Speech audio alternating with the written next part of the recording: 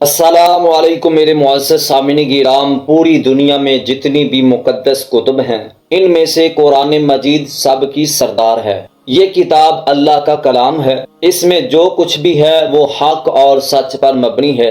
یہ کتاب حضور علیہ السلام کا سب سے بڑا معجزہ ہے۔ اس کتاب میں ایک ایسی صورت ہے جس کی بہت زیادہ فضیلت موجود ہے۔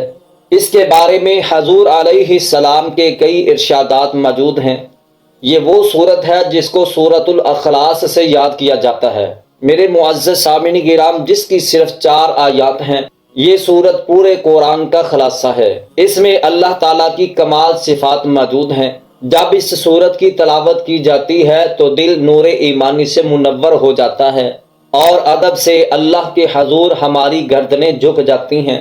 میرے عزیز بھائیو، آقا دو جہان علیہ الصلوۃ والسلام نے ارشاد فرمایا، یہ سورت قرآن کا 1/3 حصہ ہے، یعنی 10 پاروں کے برابر ثواب ملتا ہے۔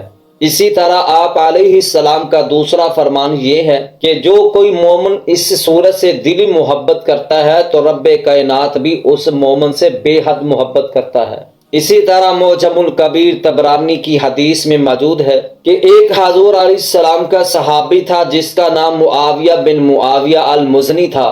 جب اس کی وفات ہوئی تو اس کے جنازے میں 70,000 فرشتوں نے شرکت فرمائی۔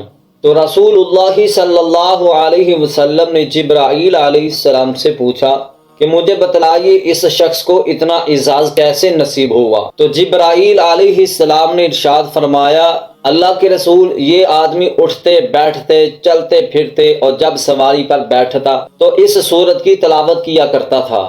میرے عزیز بھائیو، اسی طرح موطا امام مالک میں موجود ہے کہ رسول اللہ صلی اللہ علیہ وسلم نے ایک شخص کو اس سورۃ الاخلاص کی تلاوت کرتے ہوئے دیکھا تو آپ علیہ السلام نے ارشاد فرمایا، اس کے لیے جنت واجب ہو گئی۔